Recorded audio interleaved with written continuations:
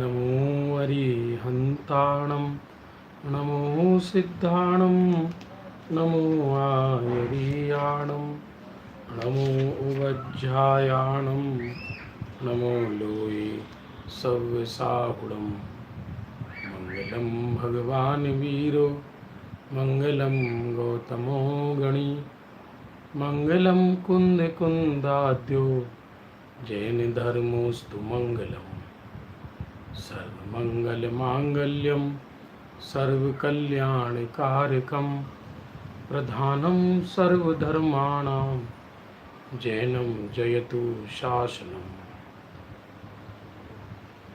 अज्ञानतिमिरान्धानां ज्ञानाञ्जनशलाकया चक्षुरुन्मीलितं येन तस्मै श्रीगुरवे नमः।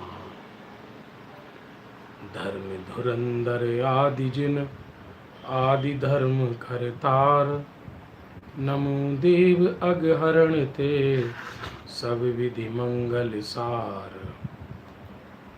अजित आदि पारस प्रभु जयवंते जिन राय घाति चतुष्क कर्म मल भय शुद्ध शिविराय जिन शासन बरतों सदा आनंद सुरस अपार दया सुदावे हित ललित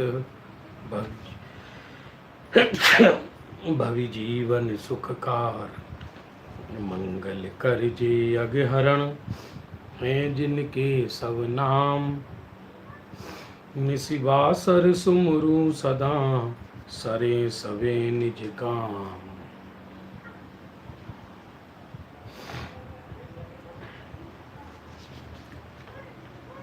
बंधु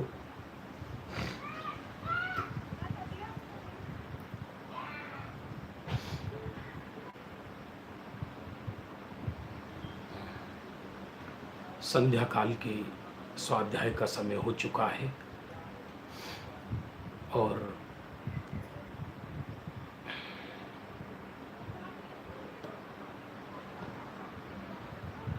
चर्चा संग्रह ग्रंथ संध्या काल में चल रहा है जिसमें चारों अनुयोगों की ज्ञान वैराग्यमय चर्चा है। प्रातः काल पूज्य सौगानी जी का द्रव्य दृष्टि प्रकाश ग्रंथ चलता है। संध्या काल में चरणानुयोग और कर्णानुयोग प्रधान ग्रंथ चल रहा है। चारों ही अनुयोग एक वीतरागता के पोषक हैं। चारों ही अनुयोग मोक्ष का मार्ग दर्शाते हैं और दृष्टि सही होना चाहिए। जैसे पतिव्रता नारी संयुक्त परिवार में सबका पोषण करती है, बच्चों का, सास का, सासू का, जेठ का, देवर का, रिश्तेदारों का। ये सब करने पर भी श्रद्धा और समर्पण एक पति देव पर रहती है। उसी तरह जिसकी दृष्टि में ज्ञायक परमात्मा बस गया उसके लिए चारों अनुयोग शुद्धात्मा के पोषक हैं। और जिसकी नजर में स्वरूप नहीं आया, आत्मा नहीं आया, चारों अनुयोग उसके लिए एक वार्ता और कथा जैसी है, समय पास करने की वस्तु है। ये दृष्टि में एक ज्ञायक होना चाहिए। देखिए 234 नंबर की चर्चा प्रारंभ होती है। मनुष्य तिर्यंच देशव्रती मनुष्य, सम्यक दृष्टि देशव्रती मनुष्य ये अच्युत स्वर्ग तक उपजते हैं। 16वें स्वर्ग तक पैदा होते हैं देह छोड़कर। ध्यान देना, शुद्धता से स्वर्ग का संबंध नहीं है, बल्कि शुद्धता तो निर्जरा का कारण है। सम्यक्त्व से स्वर्ग का संबंध नहीं है। लो मिथ्या दृष्टि नवे गिरे व्यक्त तक जाता है, और सम्यक दृष्टि श्रावक अकेले 16वें स्वर्ग तक जाता है, क्योंकि आयु कर्म का जो संबंध है वो लेश्याओं से और विशुद्धि से है। जब ये प्रकरण खत्म होगा तब लेंगे कोई अद्भुत वैराग्य में प्रकरण। मन में तो कई चल रहे हैं। आज आया कि भाव दीपिका ले, उसमें भावों का बड़ा उत्कृष्ट वर्णन है। दीपचंद जी कासलीवाल।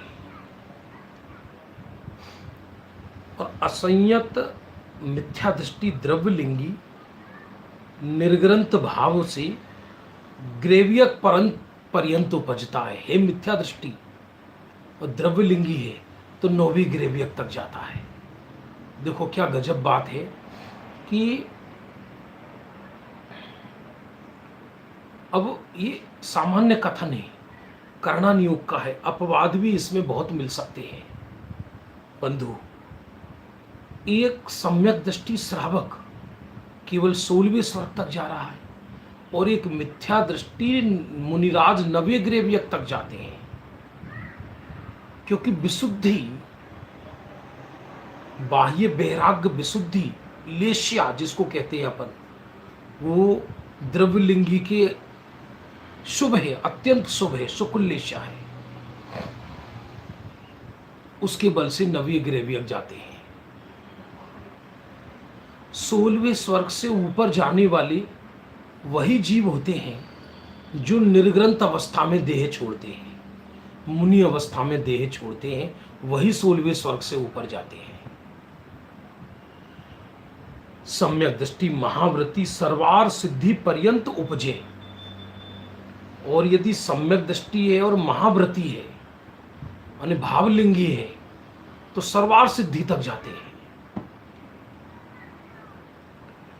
भोग भूमिया सम्यक दृष्टि तो स्वधर्म ईशान स्वर्ग में उत्पन्न होते हैं। ये चर्चा वैसे पहले कर चुका हूं मैं एक दिन, गति आगति की। भोग भूमि में युगलिया जीव होते हैं सम्यक दृष्टि, और आपको जान के आश्चर्य होगा भोग भूमि में सटकर्म नहीं होते। देव पूजा, गुरु पास्ती, स्वाध्याय, संयम, तप, दान, ये कुछ नहीं होता। वहां कोई भोग भूमि के जीव मंदिरों में जाके पूजन नहीं करते। भोग भूमि में मंदिर भी नहीं है, कहां है वहां मंदिर? निरंतर भोग हैं और एक चक्रवर्ती से असंख्यात गुने, चक्रवर्ती से असंख्यात गुने भोग हैं भोग भूमिया जीव को, तो भी देह छोड़कर स्वधर्म और ईशान स्वर्ग में उत्पन्न होते हैं। बहुत विचार आता है बंधु, हम बहुत आर्टिफिशियल हो गए हैं। धर्म के नाम पे माथा कोटी करने की आदत पड़ गई व्यक्ति को। हर व्यक्ति ने अपने कोर्स बना रखे हैं मंदिरों में। सिर्फ ये कर्म चेतना का डाइवर्जन है। सहज मंद कसाई के बल से ऊपर जाता है व्यक्ति, ना कि इन कोर्सों के बल से।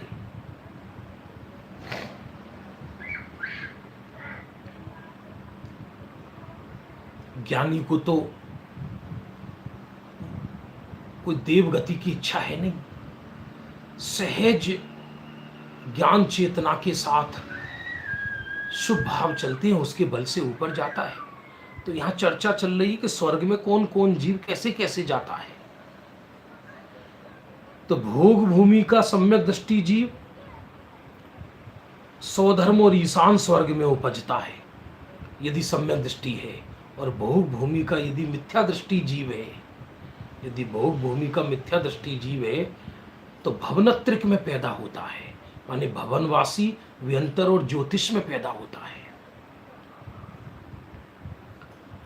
अर्थ का कोई अनर्थ मत लगाना। सत्य तो क्या है, घर में रहो, वन में रहो, भवन में रहो। गति कुगति का संबंध बाह्य क्रियाओं से नहीं है। गति को यहां चरणान योग की अपेक्षा कर रहा हूं मैं। अध्यात्म की अपेक्षा तो चारों ही गति दुर्गति है। दशा चारों गति की दयनीय, दया का किंतु न यहाँ विधान। शरण जो अपराधी को दे, अरे अपराधी वह भगवान। चारों ही गति कुगति ही है, पर चरणन योग की शैली में त्रियंच नरक गति अधोगति कहलाती है, और देव और मनुष्य गति ऊर्ध्व गति कहलाती है, मतलब उच्च गति कहलाती है। क्योंकि इन दो गतियों में समागम का अवसर ज्यादा है। बात क्या चल रही है? व्यक्ति को स्वर्ग नरकादि का जो आना जाना होता है, ये इसकी नेचर आदतों से होता है, इससे कोई मतलब नहीं है। हम किसी के बारे में कुछ बोलना नहीं चाहते। हमने बहुत देखा है, जीवन भर धर्म क्षेत्रों में लोगों का निकल जाता है। कोई तीर्थों पे रह रही, कोई मंदिरों में रह रही, कोई धर्म के नेता बने हुए हैं, एक परिणाम इधर से उधर नहीं हिलता, एक परिणाम भी हिलता हो। भील सम्मेद शिखर में पारसनाथ की जयकारी लगा लगाकर जवान में छाले पड़ जाते हैं उनकी, पर है रंच मात्र भी क्या पारस से प्रेम। तो ये अंतरंग में सहज लेश्याएं होती हैं। इसकी चर्चा पहले कर चुके हैं, आगे कोई विशेष समय होगा तब करेंगे। तो जो मिथ्या दृष्टि भोग भूमि के जीव हैं, वो सहज मिथ्यात्व सहित मंद कसाए, सहज उसके बल से भवनत्रिक में भवनवासी व्यंतर और ज्योतिष की पर्याय में पैदा होते हैं। और एक मध्य लोक का मनुष्य छल पूर्वक कितना भी तप करे, छल पूर्वक कितना भी दान करे, छल पूर्वक जगत को कितना भी दिखावे में धर्मी हो, लोगों को ऐसा लगे अरे बहुत सेवक है ये तो जिन धर्म का, ये तो जिन धर्म की महासेवा कर रहा है, लेकिन अभिप्राय अंदर कुछ अलग ही है, खोटी गति जाएगा।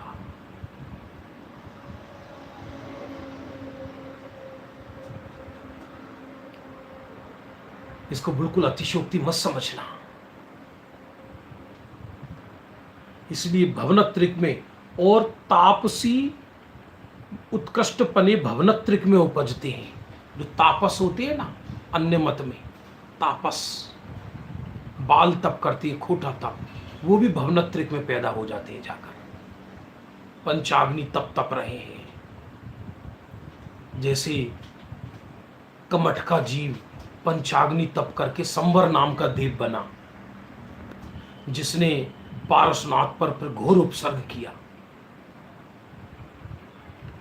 नागा सन्यासी ब्रह्मोत्तर पर्यंत उपजते हैं।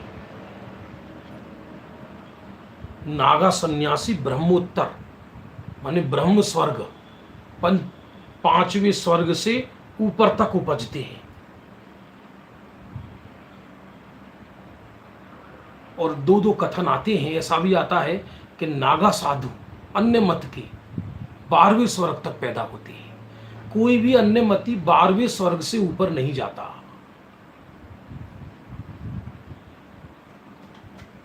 लेकिन वो भी 12वें स्वर्ग चले जाते हैं।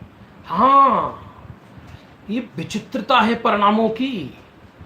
एक सम्यक दृष्टि बंधु को सुनना बात, एक सम्यक दृष्टि जीव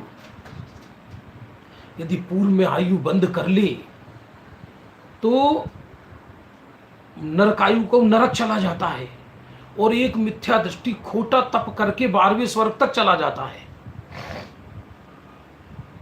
ये सब परिणामों की विचित्रता है। लेकिन यह भी आश्चर्य है कि निर्वस्त्र अवस्था में 12वें स्वर्ग तक जाते हैं। इसका मतलब निर्ग्रंथता अन्य मत में भी महान कही है। जहां परिग्रह है वहां भार है, जहां परिग्रह है वहां चिंता है, जहां चिंता है वहां परिणाम निर्मल कैसे हो सकते हैं। ये चरणान योग की चर्चा चल रही है बंधु। अनुदिश अनुत्तर विमान से चय करके जीव नारायण प्रति नारायण नहीं होते। ऊपर स्वर्ग में नव ग्रेव्यक नव अनुदिश 5 अनुत्तर, तो अनुदिश और अनुत्तर विमानों से चय कर जीव नारायण प्रति नारायण नहीं होते, क्योंकि नारायण प्रति नारायण तो मर के नियम से नरक जाते हैं, और अनुदिश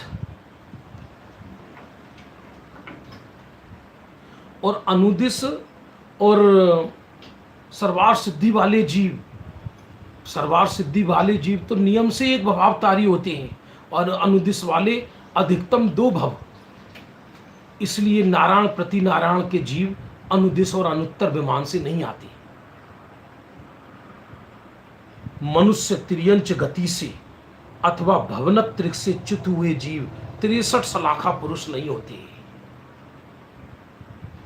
इसलिए नारायण प्रति नारायण के जीव 16वें स्वर्ग इत्यादि से आते हैं अधिकतर। मनुष्य त्रियंच गति से अथवा भवनत्रिक से च्युत हुए जीव 63 सलाखा पुरुष नहीं होते। मनुष्य मरकर 63 सलाखा पुरुष नहीं होता, और त्रियंच गति से मरकर भी जीव कोई 63 सलाखा पुरुष नहीं होता। आप कहोगे फिर कहां से? देव गति से या नरक से ही आते 63 सलाखा पुरुष, और उसमें भी केवल तीर्थंकरों को छोड़कर बाकी 63 सलाखा पुरुष स्वर्गों से आते हैं। तीर्थंकर तृतीय नरक से निकलकर जीव तीर्थंकर बन सकता है अधिकतम। क्या विचित्रता है परिणामों की, ये जैन दर्शन के सिवा कोई बता नहीं सकता। इस पर अविश्वास मत करना। अब राजा श्रेणिक 84,000 वर्ष के लिए नरक में वेदना भोग रहे हैं। बाहर की वेदना तो ज्ञानी है तो भी वो वेदना तो है ही ना बाहर में। ज्ञान धारा अलग बह रही है कि मैं शुद्धात्मा हूं, नारकी नहीं हूं, लेकिन जो अस्थिरता जन्य वेदना है वो भी बहुत भारी है, और वहां से निकलकर तीर्थंकर बनेंगे। ये जैन दर्शन है, बेलिहाज दर्शन है, इसमें किसी को क्षम्य नहीं है। दशाचारों गति की दयनीय दया का किंतु न यहाँ विधान, शरण जो अपराधी को दे, अरे अपराधी वह भगवान। तीनों लोक की व्यवस्था अकृत्रिम है, अनादि निधन है। यहाँ कोई ईश्वर नहीं है किसी को सुख दुख देने वाला। हर जीव स्वयं स्वयंभू है,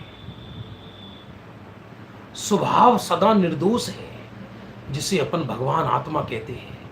पर्याय में ही दोष उत्पन्न होती है, और पर्याय उसके सुख दुख को भोगता है, अपने अपराध के फल को।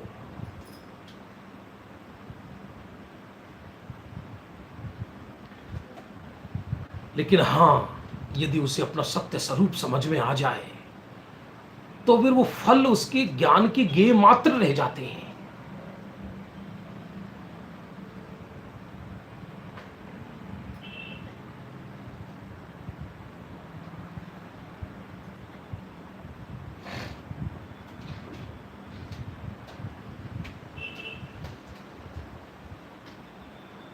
अब आगे देखिए 235 नंबर का। कई लोग प्रश्न लिखकर भेजते हैं बड़ा, लेकिन वो जब तक मैं पढ़ता हूं वो स्क्रीन से गायब हो जाता है, मुश्किल से 3 सेकंड रहता है। इसलिए मैं सभी के प्रश्नों के उत्तर दे पाऊं ये जरूरी नहीं है बंधु। अब आगे देखिए 235 नंबर का बोल।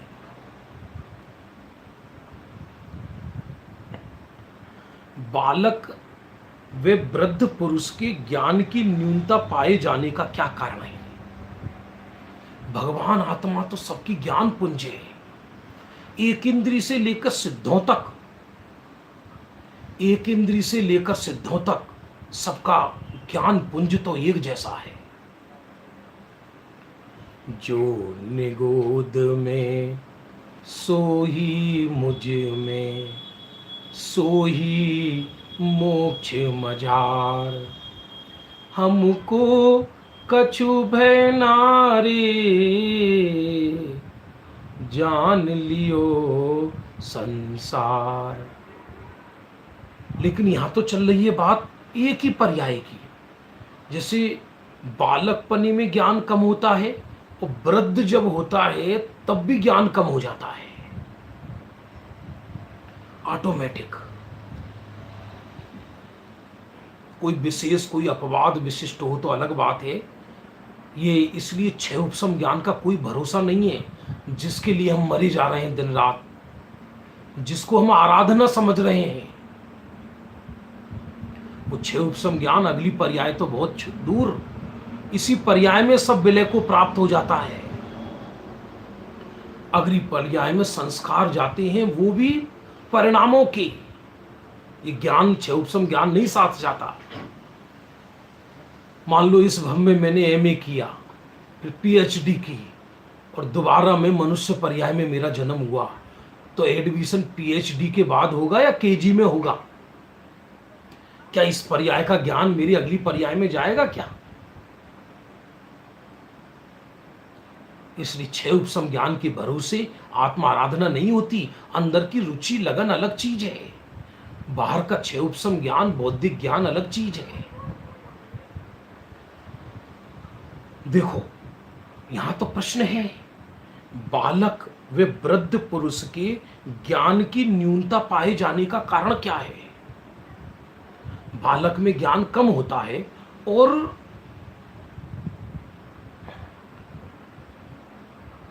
वृद्ध अवस्था में फिर कम हो जाता है।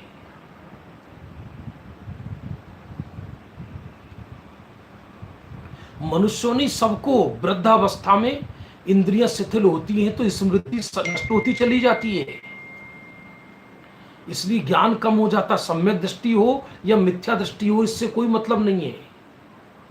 छह उपसम ज्ञान की बात चल रही है यहां। रहेगा यदि सम्यक दृष्टि है तो सम्यक ज्ञान रहेगा। जरूरी नहीं है कि उसे अंतिम समय गाथाएं याद रहे, जरूरी नहीं है कर्म की प्रकृति याद रहे, जरूरी नहीं उसे लोक अलोक का विभाग याद रहे, कुछ ख्याल में ही नहीं रहे। हम लोगों की क्या नजर हो गई है कि हम बाह्य ज्ञान से दूसरे के आराधक या विराधक पने का निर्णय करते हैं और अपना भी निर्णय छह उपसम ज्ञान से करते हैं। दिशा ऐसा नहीं है बंधुओं। सुबह आ रहा है विषय को द्रव्य दृष्टि प्रकाश में, गजब का विषय है। द्वादशांग के पाठी इंद्र, उनके निर्जरा कम है, जबकि सम्यक दृष्टि है और द्वादशांग के पाठी है और अगले भव में मोक्ष जाएगा। और एक मुनिराज से भूति, जिनको दो शब्द का ज्ञान नहीं है, ये उपदेश भी नहीं दे सकते किसी को, उपदेश नहीं दे सकते किसी को सिद्धभूति, और अंतर मुहूर्त में केवल ज्ञान प्राप्त कर लिया। और भावलिंगी मुनि अवस्था में भी उनको निर्जरा ज्यादा है, ज्ञान बहुत कम निर्जरा बहुत अधिक। ज्ञान का मतलब यह छह उपसम ज्ञान की बात है। एक स्वर्ग में सर्वार सिद्धि के देव द्वादशांग के पाठी अहिमेंद्र है और निरंतर अपुनरुक्त तत्व चर्चा करते हैं, तत्व चर्चा करते हैं निरंतर, तत्व चर्चा निरंतर। दूसरा काम नहीं है वहां कोई मकान दुकान नहीं है, वहां कोई लौकिक चिंता नहीं है। और अपुनरुक्त तत्व चर्चा करते हैं। और एक पंचम गुण स्थानवर्ती मध्य लोक में साधारण घर गृहस्थी वाला है और घर में संयुक्त परिवार है, तो कहो तो अपना दुकान व्यापार आदि चला रहा हो, लोगों को ख्याल भी ना हो कि ये सम्यक दृष्टि है, उसके निर्जरा अधिक है।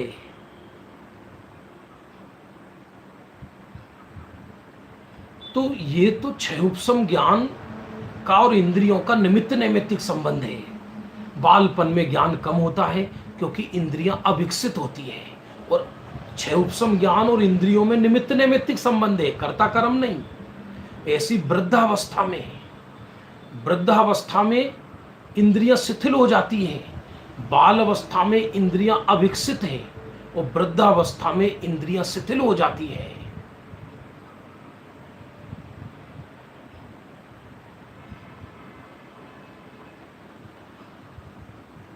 आशीष जी प्रश्न पूछ रहे हैं, कभी रुचि ज्यादा लगती है कभी कम होती है, क्या कारण है? कारण वारण कुछ नहीं, अविश्वास ही मुख्य कारण है। हमें यह विश्वास नहीं है कि जिनेंद्र भगवान का कहा हुआ धर्म परम सत्य है। कभी रुचि सच्ची लग जाए तो रुचि में गड़बड़ नहीं होती, परिणामों में गड़बड़ हो सकता है, रुचि तो फिर एक जैसी रहती है जीवन भर। अरे वीतराग सर्वज्ञ देव का कहा हुआ धर्म परम सत्य है। परिणामों में स्थिरता अस्थिरता होना अलग बात है। रुचि नहीं बदलती, रुचि बदल जाए तो मिथ्या दृष्टि है, रुचि तो एक ही रहती है।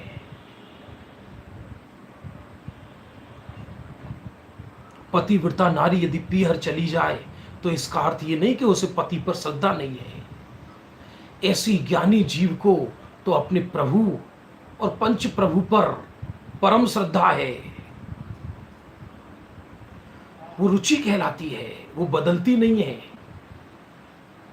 परिणामों में अस्थिरता स्थिरता होती रहे वो अलग बात है। तो देखो क्या प्रश्न था, बालक वृद्ध पुरुष के ज्ञान की न्यूनता क्यों हो जाती है, क्यों पाई जाती है? उत्तर सुनिए। मति श्रुत दोनों ज्ञान इंद्रियाधीन है। सो बालक के तो इंद्रियां पुष्ट नहीं हुई और वृद्ध के शरीर क्षीण होने से इंद्रियां भी क्षीण हो गईं, अतः इंद्रियों के शिथिल होने से ज्ञान भी शिथिल हो जाता है। आप कहोगे फिर तो इंद्रियों से ज्ञान होता है कि नहीं? ऐसा छह उपसम ज्ञान में निमित्त नैमित्तिक संबंध है। छह उपसम ज्ञान अपने आप ही कम होता है वृद्धावस्था में और इंद्रियों की शिथिलता उसमें निमित्त हो जाती है।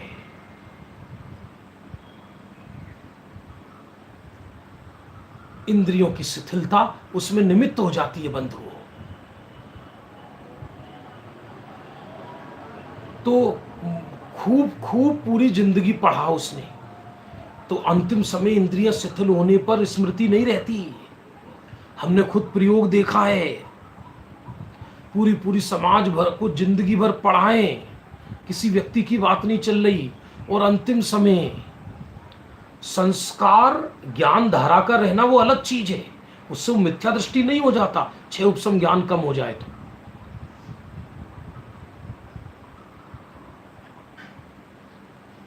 लेकिन सहज निमित्त कुछ याद नहीं रहता, उनसे मिले हम, कुछ बताओ तो उनको कुछ ख्याल ही नहीं है। तो कहते क्यों, क्या भोजन बन गया? लो हद हो गई। पूछ रहे हैं गाथा, बोल रहे हैं भोजन बन गया, क्योंकि मस्तिष्क काम नहीं करता, सब शिथिल हो जाता है। बहिर्लक्षी कितना भी व्यक्ति आराधना करे, बहिर्लक्षी आराधना आराधना ही नहीं, बहिर्लक्षी प्रभावना प्रभावना भी नहीं है। क्या इसमें क्या दम है इसमें? देखो लिखा, इंद्रियां शिथिल होने से ज्ञान भी शिथिल हो जाता है। कारण के बिना कार्य की सिद्धि नहीं होती, यह नियम है। और अंधा बहरा भी होता है सो उसकी निवृत्त इंद्रियों में ही कसर पड़ती है, भावी इंद्री तो ज्यों की त्यों रहती है। जो बाहर की इंद्रियां शिथिल हो जाती है, भावी इंद्री तो जैसी की तैसी है, लेकिन सहज निमित्त नैमित्तिक संबंध है, ज्ञान व्यक्त नहीं हो पाता। इसलिए जो सम्यक ज्ञान, अधिक ज्ञान को सम्यक ज्ञान नहीं कहते, कम ज्ञान को सम्यक ज्ञान नहीं कहते, बल्कि सम्यक ज्ञान किसको कहते हैं कि अनुभव पूर्वक जो शुद्धात्मा का स्वपर का ज्ञान है वो सम्यक ज्ञान है। ये मैं शुद्धात्मा हूं, ये सम्यक ज्ञान का अंश है।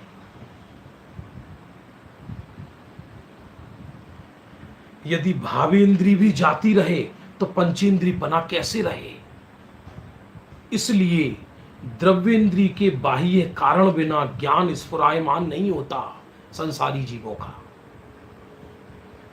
अभ्यंतर में तो भावी इंद्री के छह उपसम की नास्ती है नहीं, इस कारण पंचेंद्री पना गया नहीं। अंतिम समय तक भी कहलाएगा तो पंचेंद्री, लेकिन भावेंद्री का क्षय उपशम आयु पर्यंत रहता है, ये नियम है। और द्रव्य इंद्री शिथिल हो जाती है तो वो क्षय उपशम ज्ञान ख्याल नहीं रहता, व्यक्त नहीं होता, इधर उधर हो जाता है। किसी की बहुत तीव्र शार्पनेस हो तो किसी को याद भी रह जाए, ये साधारण कथन चल रहा है। इसका अर्थ कोई ये मत लगाना, कोई ये सोच रहा हो कोई कि ज्ञान की आराधना करने का निषेध किया जा रहा है। ये नहीं कहा जा रहा कि चार अनुयोग छोड़कर अखबार पढ़ना और उपन्यास पढ़ना और टीवी देखना, लेकिन ये कहा जा रहा है कि ज्ञानाभ्यास जो भेद विज्ञान है वही ज्ञानाभ्यास है, वही उसकी आत्मविशुद्धि का कारण है। वरना तो द्रव्य दृष्टि प्रकाश ग्रंथ में पढ़ लेना। बोले यदि शास्त्र पढ़कर दृष्टि इधर की नहीं हुई तो जैसे अन्य पुस्तकों के पन्ने पलटते हैं वैसे ही इनकी पन्ना पलटना हो जाएगा। हर व्यक्ति अपने जुनून में है दुनिया के अंदर, तो हर व्यक्ति अपने जुनून में खोआ हुआ है, व्यस्त है। वो पुरानी नीतियां माथे पर चिपका रखी हैं कि खाली दिमाग शैतान का, इसलिए धर्म के नाम पर हमको ढोने की आदत पड़ गई है। निर्भर तो हुआ नहीं, ज्ञान धारा तो पैदा हुई नहीं जीव को, मस्ती तो आनंद की आई नहीं।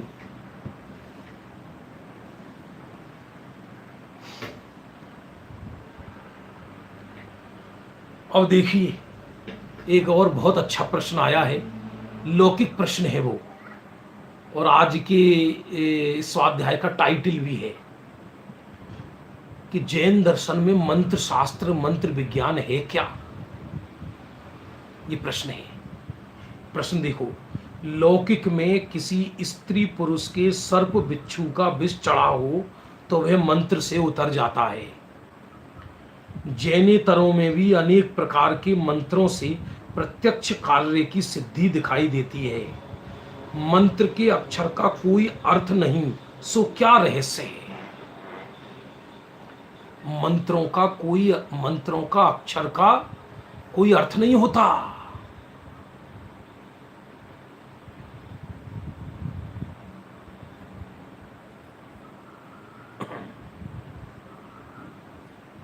लिखकर भेजा है बाबूजी ने, श्रीमद जी अंतिम दशा तक जागृत अवस्था में थे। हाँ सही बात है, ये सामान्य नियम है। कोई विशिष्ट लब्धिधारी हो तो उसका ज्ञान पूरा का पूरा अंतिम समय तक इंद्रियां शिथिल होने पर भी वैसा का वैसा बना रहे। वो तो 33 वर्ष के अल्पायु में देह छूट गया था।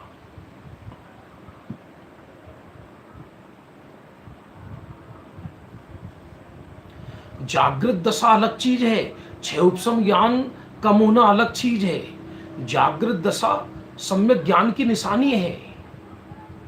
बिल्कुल, भले क्षय उपशम ज्ञान कम हो जाए लेकिन दशा जागृत रहती है। ये देह उतर रहा है, ये छूट रहा है, स्पष्ट उन्हें छूटता नजर आता है। चलो आ जाइए इधर ही अब कि मंत्र शास्त्रों, अपने जैन ग्रंथों में भी मंत्र की चर्चा आती है खूब। ऐसा तो है नहीं, मंत्र का प्रयोग मिथ्यात्व नहीं है। मंत्र को कर्ता मानना मिथ्यात्व है। जैसे हमारे सर दर्द हुआ और हमने सर दर्द की गोली खा ली, तो क्या वो मिथ्यात्व है? क्या नहीं है। तो अभी वर्तमान में अंग्रेजी चलती है, पहले आयुर्वेद चलती थी। आयुर्वेद भी नया है, पुराना नहीं। पहले मंत्र शास्त्र चलते थे, और किसी को आयुर्वेद पे विश्वास है तो वो आयुर्वेद की चूरन खा लेता है, उससे सही होता है। और उससे जो पहले युग था वो मंत्र शास्त्र चलते थे। आज भी जैसे हम तुम लोग इस मनुष्य क्षेत्र में रहते हैं, विजयाड पर्वत की श्रेणियों में विद्याधर पुरुष रहते हैं, हमारे तुम्हारे जैसे, इसी आर्यखंड के अंदर भरत क्षेत्र में। और वहां दवाओं का प्रयोग मंत्रों द्वारा ही होता है। वहां कोई इंजेक्शन नहीं लगते, वहां हॉस्पिटल नहीं है, मंत्रों का ही प्रयोग होता है। अब वर्तमान में विशुद्धि बची नहीं लोगों पर, मंत्र की जगह यंत्र हो गए, यंत्र की जगह षड्यंत्र हो गए। इसलिए वो मंत्र विज्ञान को लोग कल्पना समझने लगे और मंत्र विज्ञान ने धीरे धीरे गृहीत मिथ्यात्व का रूप ले लिया, क्योंकि लोग उसे अपने देवी देवता से जोड़ने लगे। लेकिन मंत्र विज्ञान कोई गृहीत मिथ्यात्व नहीं, मंत्र को मानना कोई गृहीत मिथ्यात्व नहीं, बल्कि मंत्र से कार्य होता है ऐसा मानना। मंत्र तो जब दवा खाने का गृहीत मिथ्यात्व नहीं है, तो मंत्र को दवा के स्थान पर रखो तो मिथ्यात्व कहां से होगा?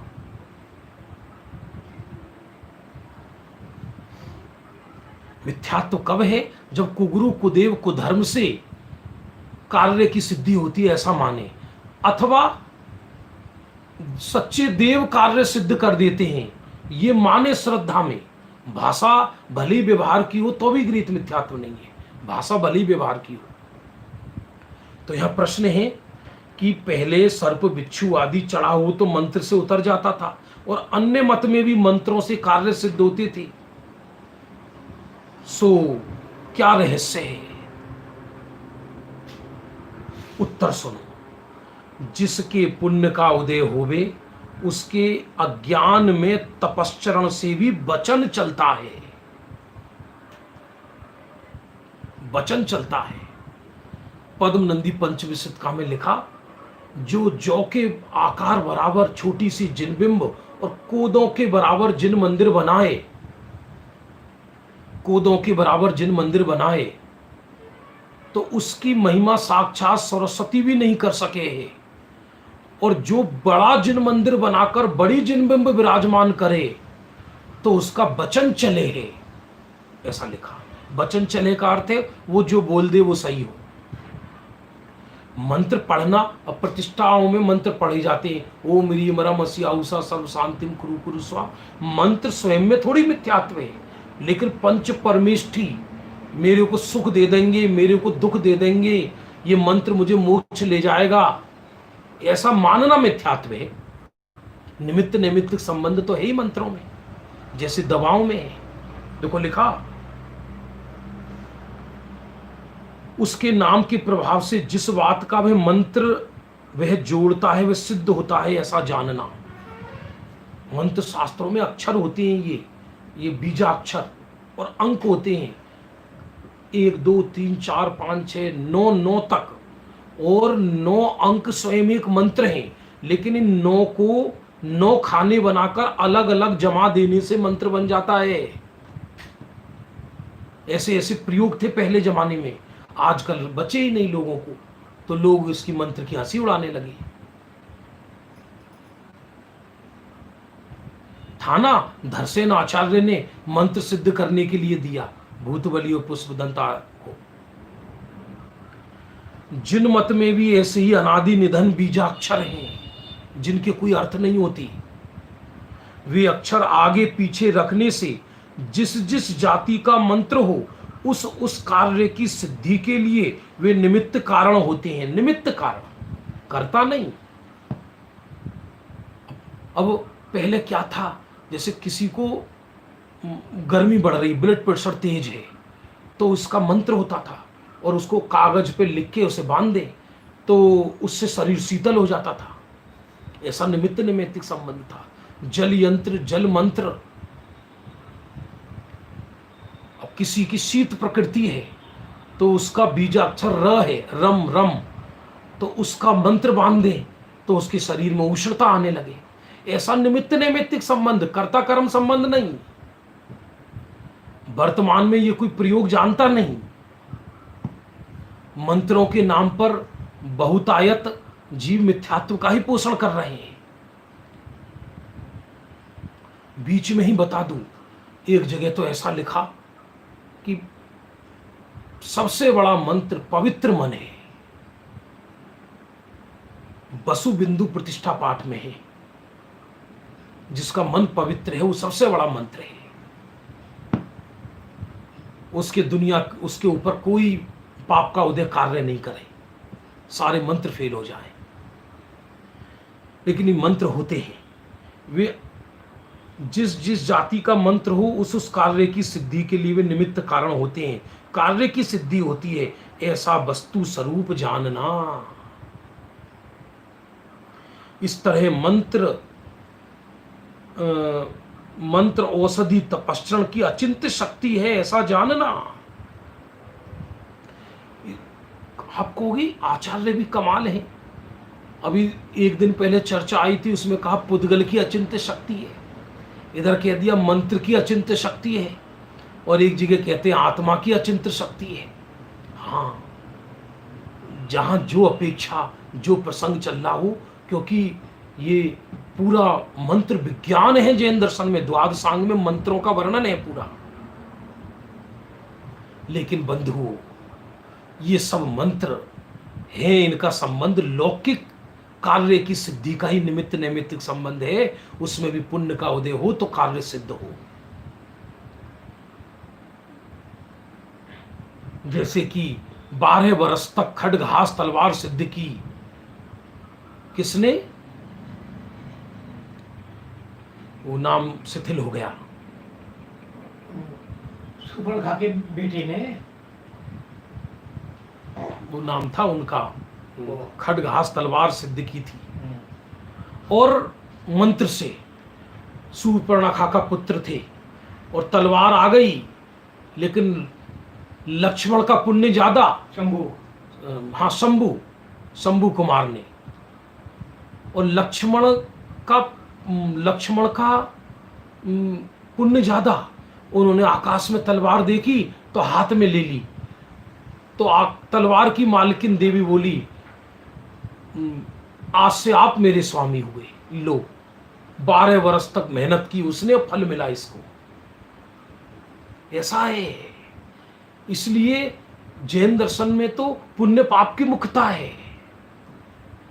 आपके यदि पुण्य का उदय है तो तीनों लोक के जीव तुम्हारा शत्रु भी हो जाएं तो तुम्हारा बाल बांका नहीं कर सकते। और यदि तुम्हारे पाप का उदय है तीव्र, तो तीर्थंकरों के कुल में भी जन्म लेकर तुम्हारे कष्ट को कोई नहीं मिटा सकता। देख लो ना, यादव वंश में जिस नेमिनाथ, जिस यादव वंश में यादव कुल में पैदा हुए, उसी यादव वंश में यादव धू करके जल गए द्वारका के अंदर। बोलो क्या करोगे आप? सत्य तो ये है, ना कोई किसी का बुरा कर सकता, ना कोई किसी का भला कर सकता। लेकिन इन मन जैसे दवाओं में निमित्त नैमित्तिक संबंध है, औषधियों में निमित्त नैमित्तिक संबंध है, वैसे ही मंत्रों में भी निमित्त नैमित्तिक संबंध है। कर्ता कर्म संबंध नहीं है। जो वस्तु स्वरूप जैसा है उसको वैसा स्वीकार कर लेना चाहिए। अध्यात्म के अतिरेक में आकर उसका उच्छेद नहीं कर देना चाहिए।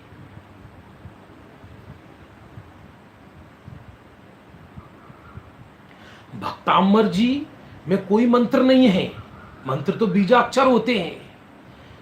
मानतुंग आचार्य ने भक्ताम्बर के साथ कोई मंत्र लिखा ही नहीं है, वो तो एक स्तुति है, उत्कृष्ट स्तुति है। उसमें कहां लिखा है आचार्य ने भक्ताम्बर लिखा? भक्ताम्बर स्तोत्र की रचना की वो भी प्रतिकूलता के काल में, क्योंकि ज्ञानी को प्रतिकूलता के काल में या तो वो स्वरूप का आश्रय ले, और स्वरूप का आश्रय नहीं ले पा रहा हो तो स्वरूप बताने वाले भगवंतों की स्तुति गाते हैं, उनका बहुमान आता है। स्तुति है, वो स्तोत्र है, उसमें कहां कोई मंत्र लिखा है? वो स्तोत्र ही स्वयं मंत्र है बस। क्योंकि भगवान का नाम भी मंत्र होता है, नाम मंगल कहा ग्रंथों में।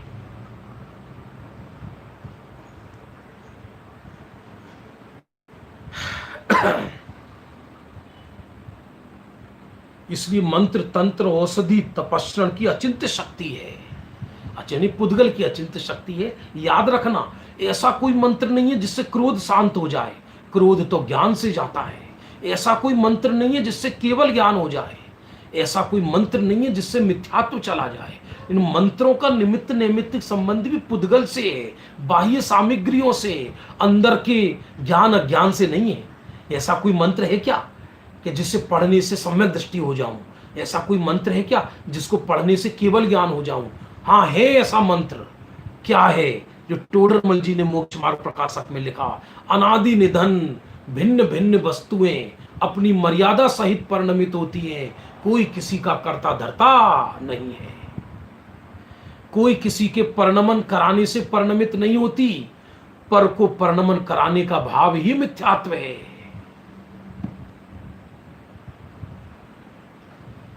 लेकिन निमित्त निमित्त भाव जगत में है, वो प्रश्न उठाया है यहां पर, क्योंकि जिनवाणी में तो चारों अनुयोग में पूरी बातें हैं।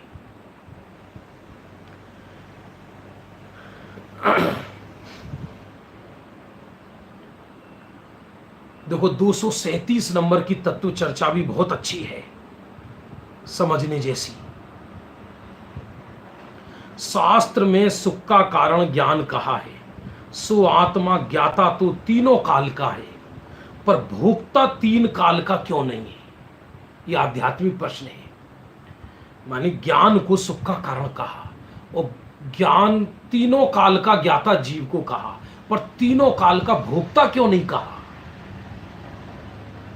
ज्ञाता तीनों काल का और भोक्ता अकेला वर्तमान का। भोक्ता तीनों काल का कभी नहीं होता जीव, चाहे ज्ञानी हो या अज्ञानी। ज्ञाता तीनों काल का और भोक्ता वर्तमान का। क्या? हाँ, ज्ञान गुण प्रकाशक गुण है, भोक्तृत्व गुण प्रकाशक नहीं है। ज्ञान गुण दर्पण की तरह से है। इसलिए ज्ञान दिव्य गुण है आत्मा के अंदर। वो उन पर्यायों को भी जानता है जो पैदा नहीं हुई, और उन पर्यायों का भी ज्ञाता है जो होकर नष्ट हो गई। प्रवचन सार में लिखा है ये बात कि यदि ज्ञान नष्ट हुई, माने नष्ट और अनुत्पन्न पर्यायों को न जाने, तो उस ज्ञान को दिव्य कौन कहे? याद रखना, ज्ञान तीनों काल का ज्ञाता है तो इसमें कोई दोष नहीं। लेकिन यदि तीनों काल का भोक्ता हो जाए आत्मा, तो इससे फिर बड़ी समस्या खड़ी हो जाएगी। भूतकाल के दुखों का प्रसंग आएगा, जो भूतकाल में मैं नरक निगोदों में था।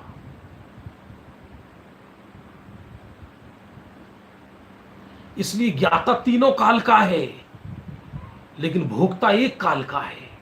और इसमें एक और अद्भुत चर्चा है, हो सकता है आज पूरी ना हो तो कल करेंगे, कि हम बोलते जरूर हैं कि तीनों काल का ज्ञाता है, लेकिन तीनों काल का ज्ञाता है वर्तमान में।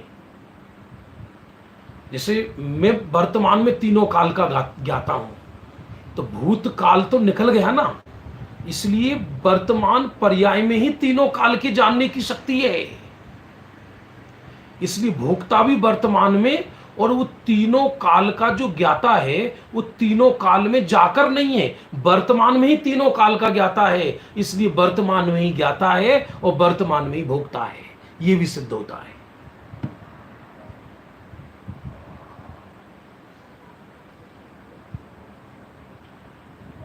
देखो पढ़ते हैं, बहुत मजेदार है बंधुओं। एक बात समझना सत्य है।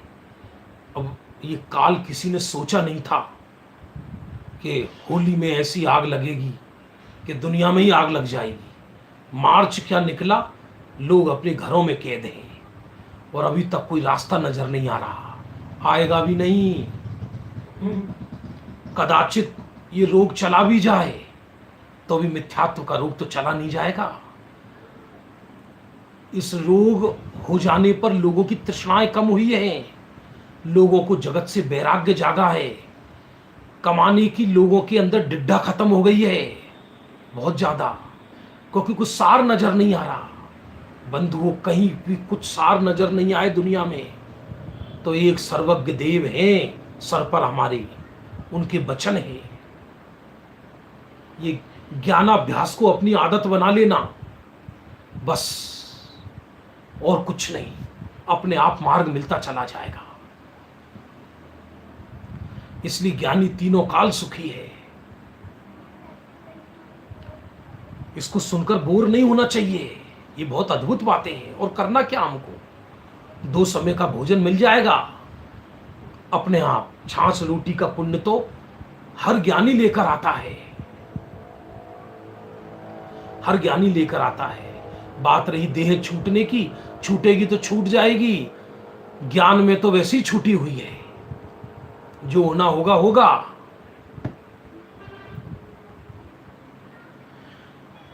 तो ज्ञाता शक्ति तो 3 काल की एक काल में होती है। उत्तर सुनना, सुख दुख शक्ति वर्तमान काल जैसा हो वैसी होती है। इसलिए ज्ञाता तीनों काल का, भोक्ता वर्तमान का। तथा निश्चय से विचार करें तो ज्ञान भी वर्तमान का ही है। वर्तमान में 3 काल संबंधी समय समय अपूर्व ज्ञान होए। फिर से सुनना, आत्मा तीनों काल का ज्ञाता है, ये भी व्यवहार का कथन है, लेकिन तीनों काल का ज्ञाता तीनों काल में जाकर है या वर्तमान में जाकर है। इसलिए वो तीनों काल का ज्ञाता उस वर्तमान पर्याय का ही स्वभाव है। इससे वर्तमान का ही ज्ञाता हो गया और वर्तमान का ही भोक्ता हो गया, ये सिद्ध हो गया। दोनों विवक्षाएं समझ लेना। तो वो जैसे तीनों काल को जाना ज्ञानी ने, तो तीनों काल को जाना वर्तमान में, तो जो भूत और भविष्य ज्ञान में आ रहे थे वो वर्तमान पर्याय में ही ज्ञेय बन रहे थे, इसलिए वर्तमान को ही तो जाना।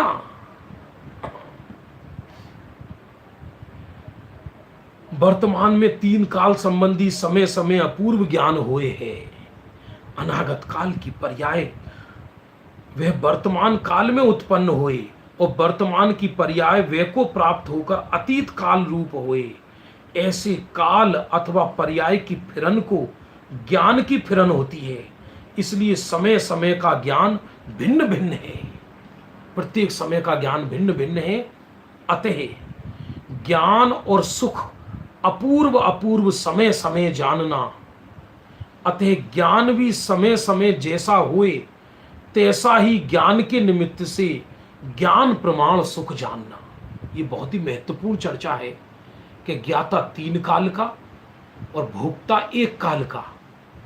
और यथार्थ देखा जाए कि 3 काल का ज्ञाता भी वर्तमान पर्याय में ही जान रहा है, इसलिए वर्तमान का ही ज्ञाता और वर्तमान का ही भोक्ता। इसकी विशिष्ट चर्चा अपन कल करेंगे, अभी समय हो गया। क्योंकि अभी ज़्यादा लंबा खींचेंगे तो उपयोग नहीं लगेगा, टाइम नहीं खींचना चाहिए। प्रातःकाल 8:15 बजे अमृत ग्रंथ द्रव्य दृष्टि प्रकाश में मिलेंगे। जा वाणी के ज्ञान ते सूझे लो कालो, सो वाणी मस्तके नमो सदा देत तिहुँ धो।